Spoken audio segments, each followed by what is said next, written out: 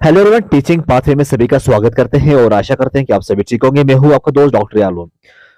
जैसा कि मैंने पहले ही यूजी फिफ्थ सेमेस्टर के लिए गेस्ट पेपर जो है वो अपलोड किया हुआ था और खुशी की बात यह है कि जितने क्वेश्चन मैंने दिए थे उससे बाहर कोई क्वेश्चन भी नहीं आया।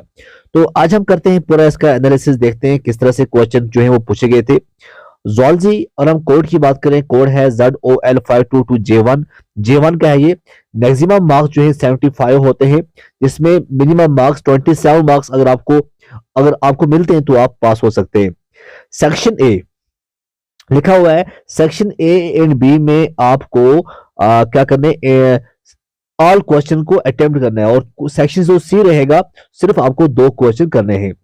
तो पहले हम देखते हैं शॉर्ट आंसर टाइप क्वेश्चन में क्या पूछा गया था। पहला क्वेश्चन पूछा गया था, name some of the aquatic ecosystem. तो एक्वेटिक इकोसिस्टम कौन कौन से हैं वो आपको बताने थे, जैसे river ecosystem, pond ecosystem, extra extra. इस तरह से है। फूड वेब क्या है? फूड वेब आपको पता ही है। फूड चेन, फूड चेन जो होता है एक लीनियर होता है, बट जो फूड वेब होता है इसमें इंटरकनेक्टेड होते हैं बहुत सारे फूड चेन। तो नेम सम इकोलॉजिकल पैरामिड आपको बताने थे, pyramid of number, pyramid of, ठीक है। तो उसके बाद था क्लच साइज क्या होता है, व्हाट आर सिलेक्टेड स्पीशीज क्या है, डिफाइंड स्पीशीज रिचनेस क्या होता है, व्हाट इज स्ट्रैटिफिकेशन क्या है।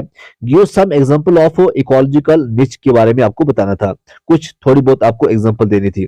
उसके बाद सेक्शन बी जो पूछा गया था, इसमें हर एक क्वेश्चन में आर दिया था और एक क्वेश्चन था 7.5 मार्क्स का था। पहला था explain the structure of N aquatic ecosystem in general, या ऑप्शन था ग्रास इकोसिस्टम।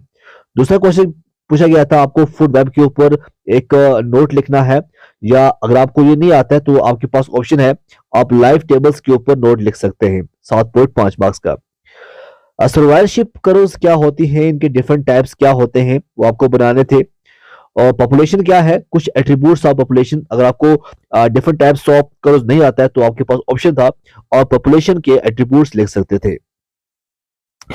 क्वेश्चन नंबर 5वां था, व्हाट इज इकोलॉजिकल सक्सेशन क्या होता है, आपको टाइप्स ऑफ इकोलॉजिकल सक्सेशन बताना था।